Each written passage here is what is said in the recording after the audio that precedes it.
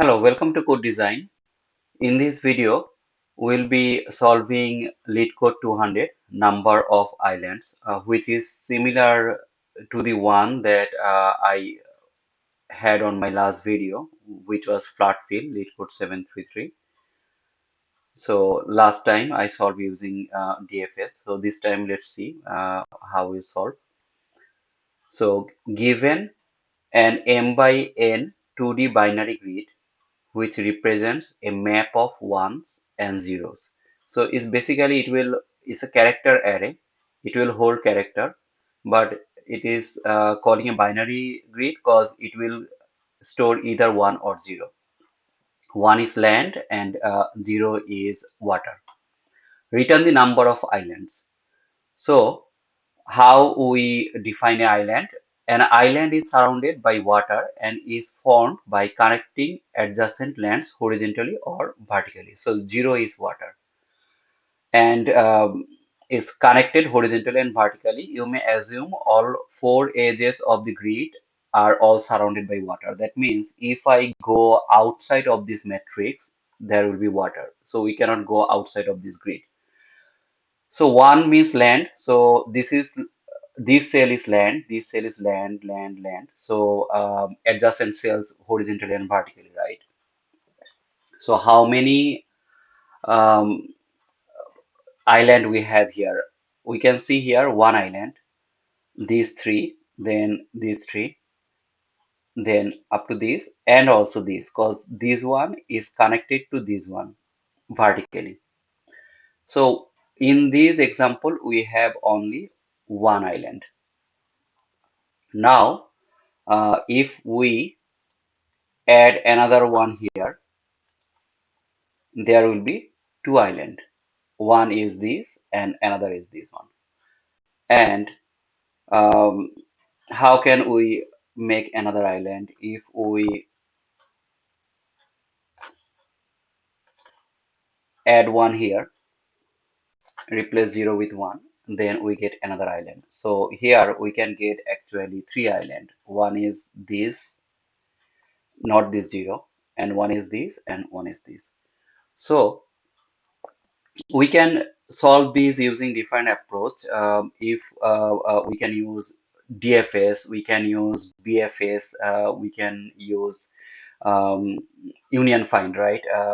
That is disjoint set. So disjoint set would be the most optimal one for discounted solutions because these dynamically connected nodes or cells, right?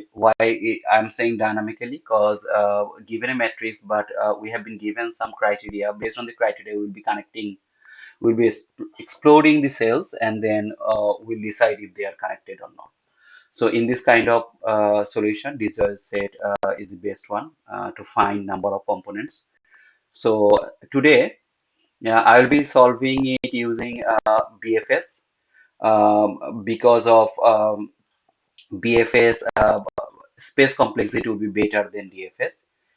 And so let's see if we want to. I will have another program solved using disjoint set in my next videos. So understanding that one is important and implement. So if we try DFS, how it will work? And here, if you see that there is no starting point, we haven't given any starting point. So we can start since it's a metric, we can start from 0 0 position, right? Row 0 and column 0. Say if we start from here, then for DFS, the connected nodes will get this one and this one and this one and this one. And then for this one, it will find this one. And since it is DFS, it will go by depth and then it will come back to this. And when it come back to this, it will also go by depth. It can go this way or you can go that way. So this is how DFS will work. So if we work with BFS using a queue, how it will work is first connected, find the connected cells. So for this one, we have connected cell this one, which is 0 1, right? Row 0 column 1, and this one is 1 0 column 0, sorry, row 1 and column 0. um, and it will put them in the queue, and then first visit these and that. I mean, it will not go by depth, it will go level by level. So first level it will go visit this, while visit this it will be adding connected cell for this. That means this one in the queue. So what would be the as I mentioned, so quick time and space complexity. Time complexity would be O of m multiplication multiplied by n, because we have to visit all the cells on DFS and either on BFS. We need to visit all the cells. And for space complexity, DFS would be same as time complexity or mn, space complexity. So O of mn, and this is time complexity, right? So same cause, that will be recursive calls, recursive stack, and it in worst case it can go all the way up to end. So it can, if when it is all one, right? It can keep going. So the stack call can be very big. And for BFS, how it what is the space complexity is better than MN. So the space complexity would be for uh, BFS, it would be O of mean of,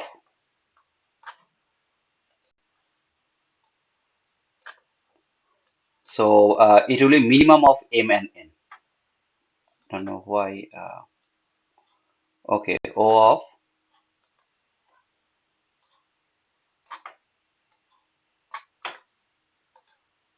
mean of M N. So what is the minimum of these two, row or column?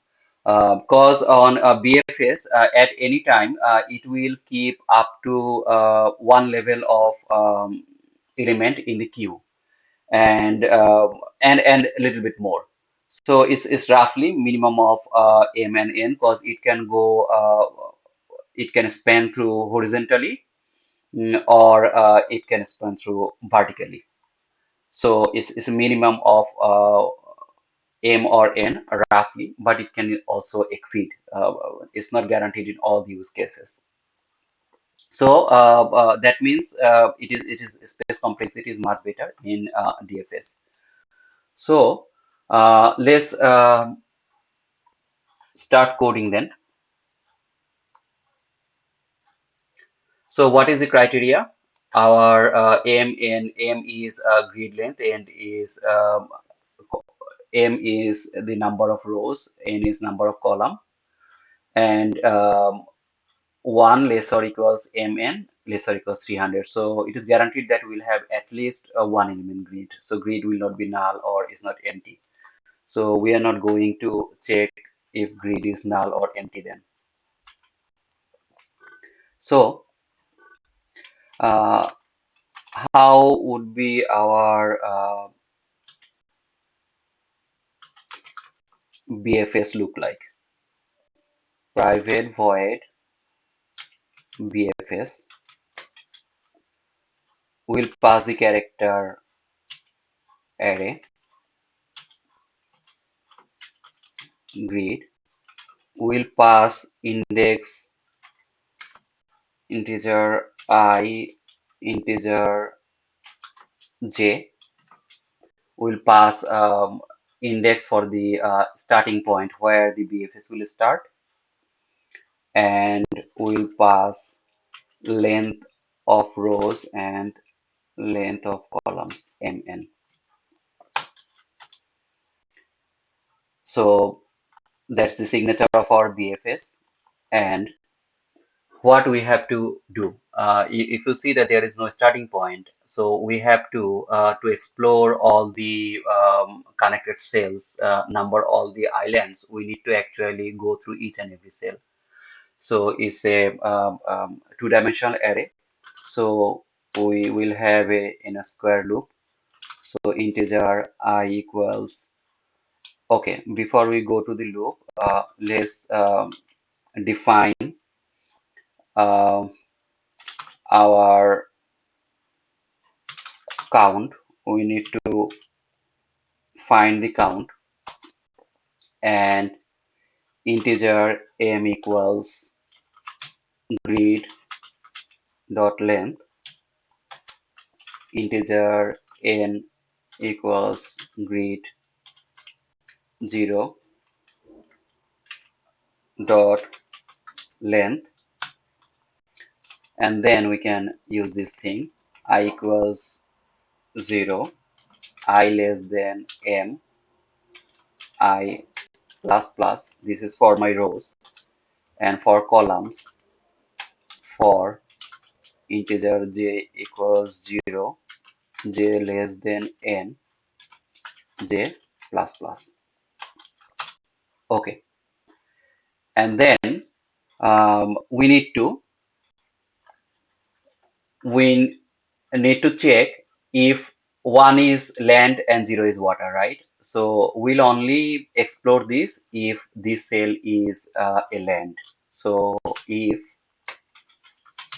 grid of I j equals, it's a character, so 1, uh, then we'll call this BFS with our grid. We'll pass the grid, we'll pass I, we'll pass j, we'll pass m, and we'll pass n. And we got, say for this one, right? We got one, that means we got one island. At least a one island length can be just one cell with one. So since we got an island, we'll increase the count. So this is our thing, right? Now let's define our moves. So we could actually call the function 4 times for 4 direction, or better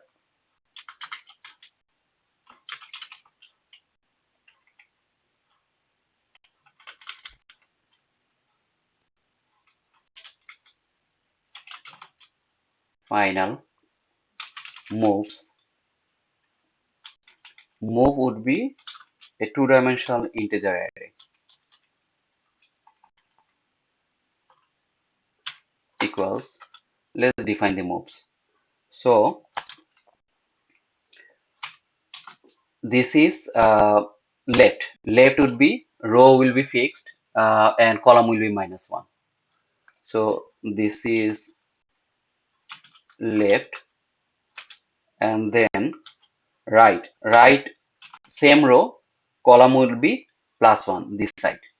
So this is right, and then what will be up? Row will be -1 because we are starting from this corner. So -1, and column will not be changed. So this is up, and what is our down? Down would be row will increase +1 and column will be same. So this is down. So we can define the moves here, then less chance of having a error. So left, right, up, and down. So on our BFS, what we do on BFS algorithm, we create a queue, right? So let's create a queue. I'm using array DQ, which is better, much efficient than linked list, as a queue. And what we'll do, we'll use a integer array for the DQ, because we have to store both X and Y point, right? For row and column index. And we could use a pair, but I'm just avoiding to write a record, Java record or a class called pair. Instead using an integer array, q new array dq. Okay, so I'm first creating a queue of one-dimensional array, which will be each cell that will hold x and y coordinate of that cell, and then we q dot add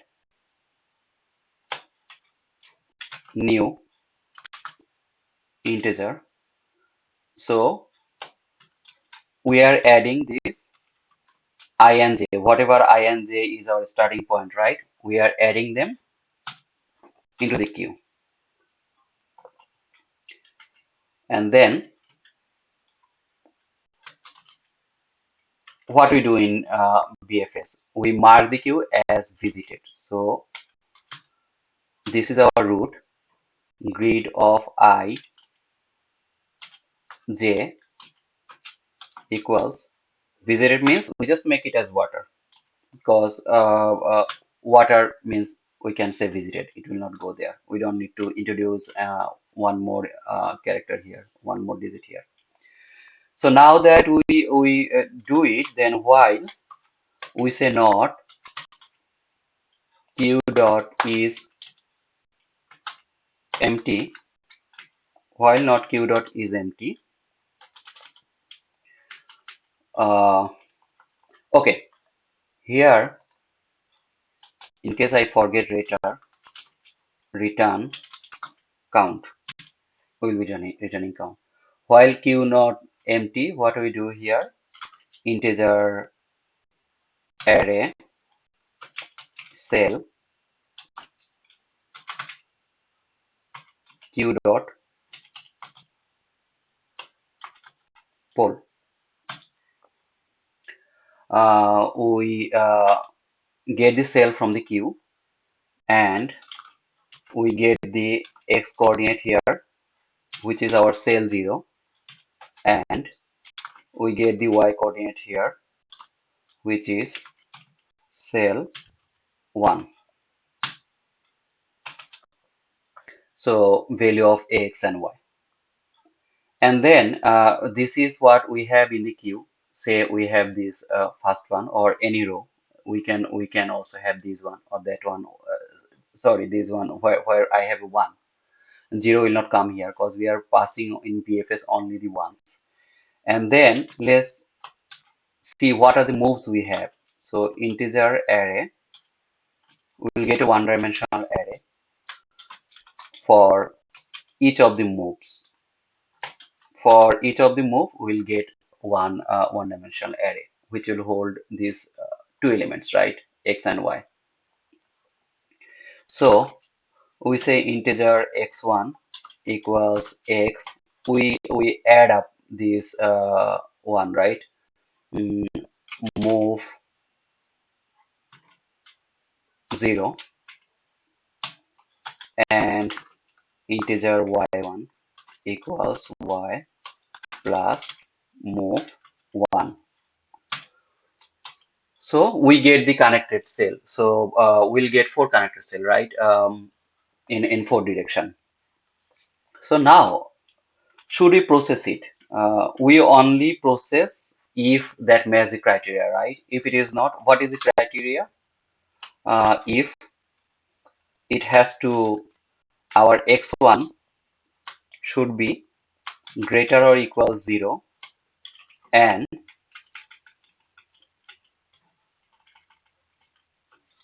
x1 should be less than m. So this is in bounds, right? Greater or equal 0 and less than m. The same y1 should be greater or equal 0 and y1 should be less than n. So both x1 and x2 has to be within the matrix. It should not exceed the boundary. So x1, y1, and Finally, the cell is the connected cell, right? It has to be land. If water, we don't proceed. So grid of x1 and y1, whatever is our x1 and y1 has to be a1 land.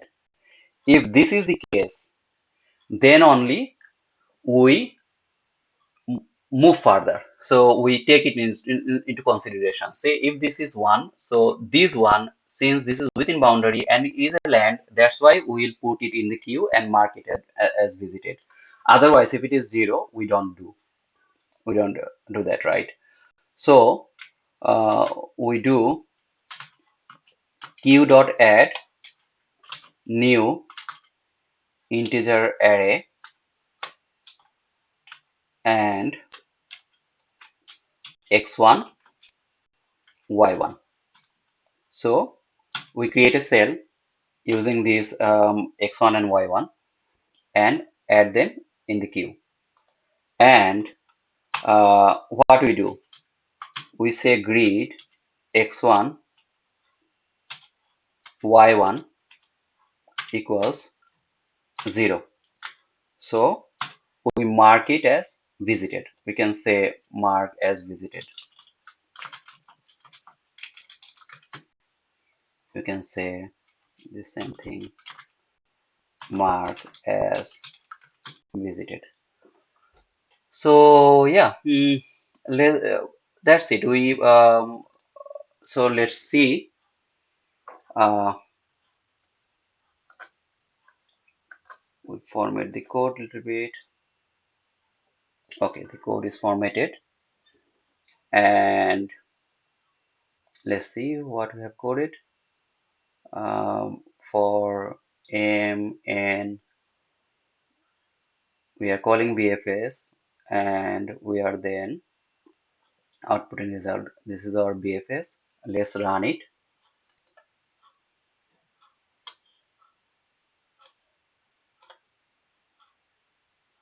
Okay, so no error. It got so the sample test cases is passed, and before we submit, left, right, up, down. This is sometimes we make silly mistake over here, and yeah, it looks good. We mark visited here. We mark also visited here for all the moves. So let's submit.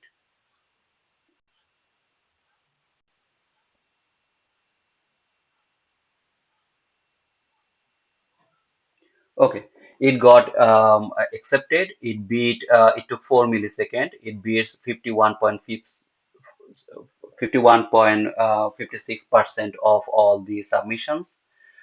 And this is the advantage we are getting. If you see that the memory is efficient, it beat 87.04% of all submissions, because BFS actually gave us better memory utilization.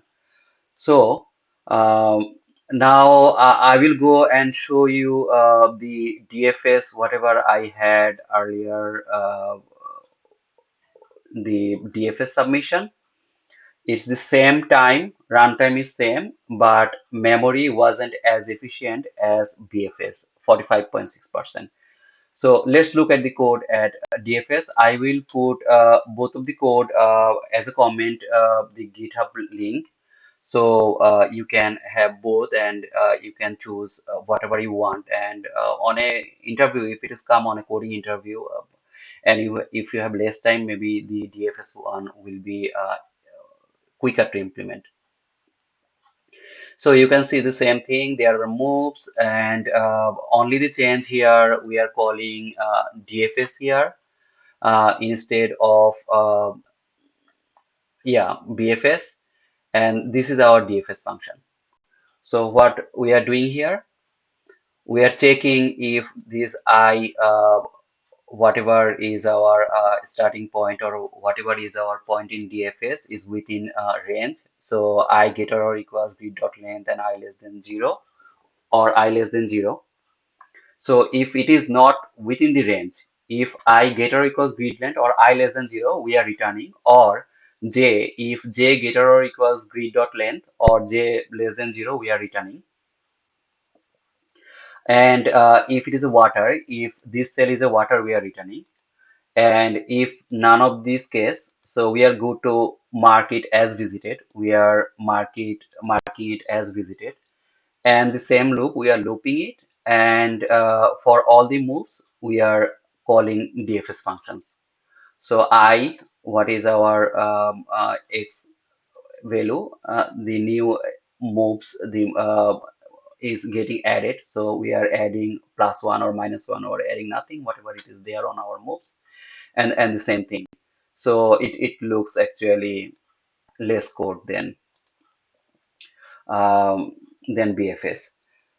So yeah, I'll have all of them, and time and space complexity, right? I analyzed it already. Time complexity would be for BFS or implementation of MN, uh, and space complexity. So time complexity would be O of MN, and space complexity would be O of minimum of M and N. Not, it's a minimum of M and N. So if M is 4 and N is 3, then it will be 3 space complexity.